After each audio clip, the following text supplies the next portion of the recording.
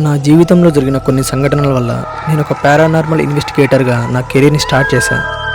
అయితే అలా జరిగిన ఒక సంఘటన నాలో దయ్యాలపైన, పారానార్మల్ యాక్టివిటీస్ పైన ఆసక్తిని పెంచింది. కానీ ఇప్పుడు చెప్పబోయే ఈ విషయం నాలో ఆసక్తిని మరింత పెంచింది. నేను బీటెక్ చేస్తున్న టైంలో జరిగిన సంఘటన ఇది. కాలేజ్ వాళ్ళు ఇచ్చే హాస్టల్స్, ఆ ఫుడ్ మనకు అసలు సెట్ అవ్వవు. మన ఫ్రెండ్స్ కూడా మనలాంటి వాళ్ళే ఉంటారు కదా. సో మేమంతా కలిసి ఒక రూమ్ని రెంట్కి తీసుకోవాలనుకున్నాం. మా బడ్జెట్కి తగ్గట్టు ఒక రూమ్ అనేది మాకు సెట్ అయ్యింది. మేము చూసిన ఇంటికి ఎదురుగా సేమ్ టు సేమ్ అచ్చుగుద్దినట్టుగా ఇంకో ఇల్లు కూడా ఉంది. కానీ ఆ ఇల్లు మా ఓనర్ తమ్ముడిది. మేము చేరే ఇల్లు 2 అంతస్తులు. మేము పైన ఉండే ఇంటిని అద్దెకు తీసుకున్నాం. 2 రూమ్లు, ఒక అటాచ్డ్ బాత్రూమ్, పెద్ద వరండాతో కొంచెం ఆహ్లాదకరంగానే ఉంటుంది.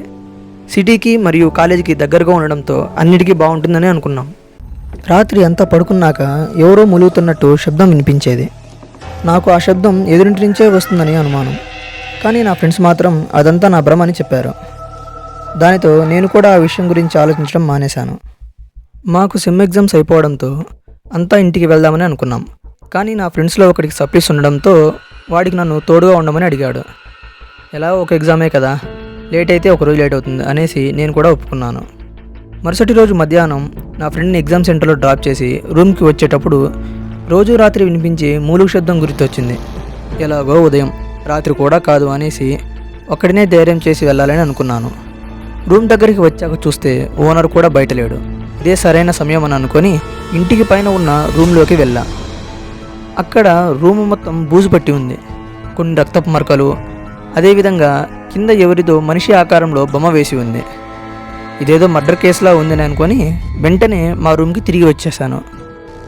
కానీ రూమ్కి వచ్చినప్పటి నుంచి లోపల ఏదో దిగులు. అలా మనసంతా ఒక విధంగా ఉండడంతో సాంగ్స్ పెట్టుకొని పడుకున్నాను. కాసేపటికి ఎవరో మూలుగుతున్నట్టు శబ్దం వినిపించింది. లేచి చూస్తే అప్పటికే రాత్రి అయిపోయింది. శబ్దం ఎక్కడి నుంచి వచ్చిందో తెలుసుకుందామని ఆ శబ్దం వస్తున్న వైపుగా వెళ్ళాను. డోర్ తెరిచి చూస్తే ఎదురుగా ఒక మహిళ కూర్చొని తన తలని మోకాళ్ళపై పెట్టి మూలుగుతూ ఉంది. ఆ దృశ్యాన్ని చూసిన నాకు ఒక్కసారిగా గుండు గుబేలంది. ఒళ్ళంతా చెమటలు పోయడం స్టార్ట్ అయింది. భయంతో వణుకుతూ ఎవరు నువ్వు అని అడిగాను. ఎటువంటి సమాధానం లేదు. ఈసారి కొంచెం ధైర్యం తెచ్చుకొని ఇంకాస్త గట్టిగా ఎవరు నువ్వు అని అడిగాను. ఆమె స్లోగా తన తలని పైకెత్తి చూసింది. ఆమె మొహం చూసిన నాకు ఒళ్ళంతా గగురు పొడిచింది. ఆమెకు కళ్ళు లేవు.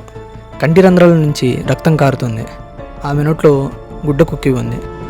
ఆమెకు కళ్ళు లేకపోయినా నా వైపే చూస్తున్నట్టు అనిపించింది.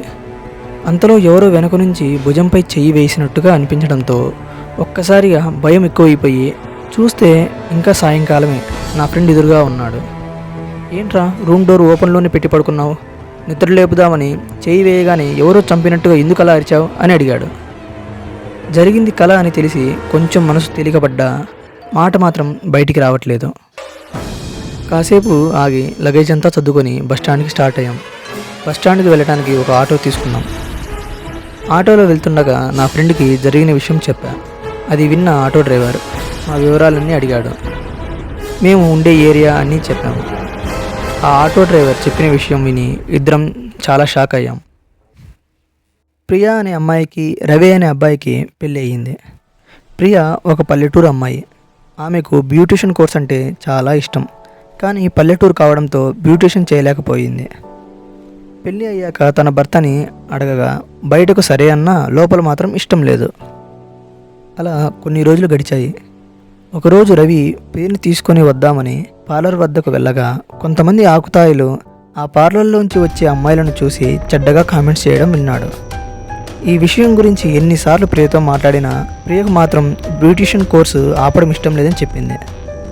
అలా రవి ప్రియల మధ్య చాలా గొడవలే జరిగాయి. దానితో రవికి ప్రియపైన అనుమానం మొదలైంది.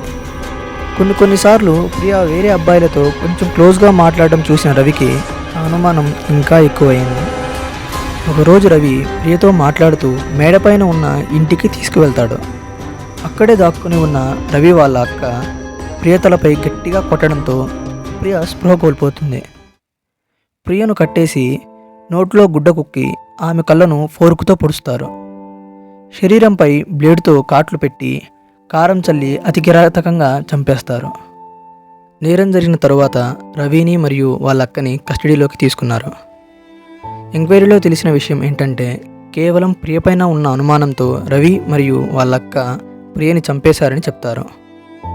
ప్రియ అత్తమామలకి రోజు ఎవరో మూలుగుతున్న శబ్దం వినిపించేదని, కొన్ని రోజులకి ప్రియ అత్తమామలు కూడా శవాలై కనిపించారు అని డ్రైవర్ చెప్పిన మాటలు విన్న మాకు చాలా బాధ మరియు భయం వేశాయి.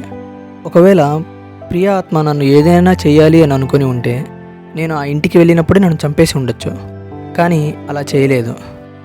ఈ ప్రశ్న నాలో ఆసక్తిని ఇంకా పెంచింది. హాలిడేస్ అవ్వగానే నేను మా ఫ్రెండ్స్ రూమ్ ఖాళీ చేసేసాం. ఈ సంఘటనతో దయ్యాలపైన ఇంట్రెస్ట్ మరింత పెరిగింది, మనుషులపైన గౌరవం మరింత తగ్గింది.